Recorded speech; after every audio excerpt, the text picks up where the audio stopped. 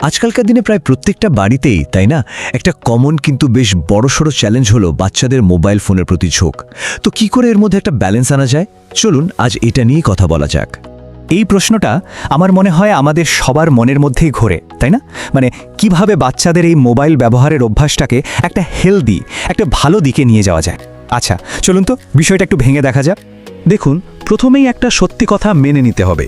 এই যুগে বাচ্চাদের টেকনোলজি থেকে 100 ভাগ দূরে রাখাটা সত্যি বলতে প্রায় অসম্ভব একটা ব্যাপার। কিন্তু এতে ঘাবড়ে যাওয়ার কিছু নেই, কারণ ওদের স্ক্রিন টাইম কন্ট্রোল করাটা কিন্তু 100 বার সম্ভব। তাহলে উপায়টা কি? সমাধানটা হলো আসলে দুটো জিনিসের মেলবন্ধন। একদিকে থাকবে কিছু নিয়মকানুন, আর অন্যদিকে থাকবে বাচ্চাদের মধ্যে একটা সচেতনতা তৈরি করা।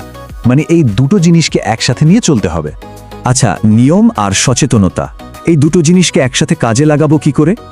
সবচেয়ে জরুরি কাজটা হলো ওদের জন্য আনন্দের কিছু অন্য রাস্তা খুলে দেওয়া। এমন একটা জগৎ তৈরি করা যা বাচ্চাদের মনটাকে ওই স্ক্রিন থেকে সরিয়ে এনে সত্যিকারের মজার দিকে নিয়ে আসবে। তো এর জন্য দুটো খুব জরুরি স্টেপ আছে। প্রথমটা তো বেশ সহজ, মোবাইল ব্যবহারের জন্য একটা টাইম লিমিট ঠিক করে দেওয়া। আর দ্বিতীয়টা, যেটা হয়তো আরও বেশি ইম্পর্ট্যান্ট, সেটা হলো ওদেরকে বোঝানো যে মোবাইলের বাইরেও কিন্তু আনন্দ করার মতো অনেক কিছু আছে। সেই দুনিয়াটার সাথে ওদের আলাপ করিয়ে দেওয়া। যেমন ধরুন না, ওদেরকে খেলাধুলো, বই পড়া বা ছবি আঁকার মতো কাজে উৎসাহ দেওয়া যেতে পারে। কিন্তু সবথেকে পাওয়ারফুল অপশন কোনটা জানেন? সেটা হলো পরিবারের সবাই মিলে একসাথে কোয়ালিটি টাইম কাটানো। আসল কথা হলো, বাচ্চারা যখন বাস্তব জীবনে আনন্দ খুঁজে পাবে, তখন দেখবেন ভার্চুয়াল দুনিয়ার টানটা নিজে থেকেই কমে আসছে।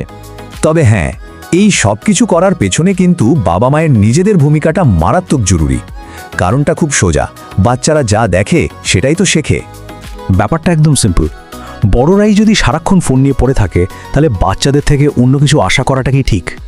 ওরা তো চারপাশ দেখেই শেখে, আর ওদের কাছে সবচেয়ে বড় উদাহরণ তো আমরাই, তাই না? আর একটা নিয়ম যেটা একদম স্ট্রিক্টলি ফলো করা উচিত, সেটা হলো ঘুমোতে যাওয়ার আগে মোবাইল ফোন একদম নয়। স্ক্রিনের ওই যে নীল আলোটা, ওটা শুধু যে বাচ্চাদের ঘুমটাই নষ্ট করে তা না, ওদের মানসিক স্বাস্থ্যের ওপরেও কিন্তু একটা বিরাট খারাপ প্রভাব ফেলে। হ্যাঁ, নিয়ম তো থাকবেই, কিন্তু সেই নিয়মগুলো জোর করে চাপিয়ে দিলে কি লাভ হবে? তার চেয়ে বরং ওদের সাথে কথা বলা, ওদেরকে ভালো করে বোঝানো, এটা কিন্তু অনেক বেশি কাজে দেয়। বাচ্চাদেরকে ওদের মতো করে বোঝাতে হবে যে কেন বেশিক্ষণ মোবাইল দেখাটা ভালো না। যেমন খুব সহজ করে বলা যায়, অনেকক্ষণ স্ক্রিন দেখলে চোখে কষ্ট হতে পারে কিন্তু, বা ধরুন এটা তোমার পড়াশোনার মনটাকে অন্যদিকে নিয়ে যেতে পারে, এমনকি তোমার মিষ্টি ঘুমটাও তো নষ্ট হয়ে যেতে পারে, তাই না? একটা দারুণ আইডিয়া হতে পারে বাড়িতে নো ফোন জোন তৈরি করা। মানে কি? মানে হলো একটা নির্দিষ্ট জায়গা, যেমন ধরুন ডাইনিং টেবিল, বা একটা নির্দিষ্ট সময়, যেমন যখন সবাই মিলে গল্পগুজব করা হচ্ছে, তখন কারোর হাতেই ফোন থাকবে না। আসল উদ্দেশ্যটা হলো এমন কিছু সময় কাটানো যখন আমাদের মনটা ডিভাইসে নয়, বরং একে অপরের দিকে থাকে। তো এতক্ষণ আমরা অনেকগুলো নিয়ম, অনেকগুলো টিপসের কথা বললাম, কিন্তু এই সব কিছুর গোড়ায়, মানে একদম মূলে যে জিনিসটা কাজ করে, সেটা হলো বাবা মা আর সন্তানের মধ্যে সম্পর্কের বাঁধনটা। আর এটাই হয়তো সবথেকে জরুরি কথা। জোর জবরদস্তি বা রাগারাগি করে কোনো লাভ নেই। আসল সমাধানটা লুকিয়ে আছে ভালোবাসায়, ধৈর্যে, আর আস্তে আস্তে একটা ভালো অভ্যাস তৈরি করার মধ্যে। ব্যাপারটা একদিনের দৌড় নয়, এটা একটা লম্বা ম্যারাথনের মতো। আর এইভাবে যদি ওদেরকে একটু গাইড করা যায়, তাহলে ওরা শুধু মোবাইলের নেশা থেকেই দূরে থাকবে না, বরং সারা জীবনের জন্য কিছু স্বাস্থ্যকর আর সুন্দর অভ্যাসও তৈরি করে ফেলবে। আর এই অভ্যাসগুলোই কিন্তু ওদেরকে সারা জীবন এগিয়ে নিয়ে যাবে। শেষে একটা প্রশ্ন সবার জন্য রেখে যাই।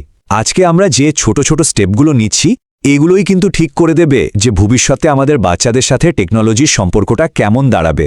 সেটা কি একটা আসক্তির সম্পর্ক হবে, নাকি একটা কন্ট্রোলড আর ক্রিয়েটিভ সম্পর্ক হবে? কি মনে হয়? ভাবার মতো বিষয়, তাই না?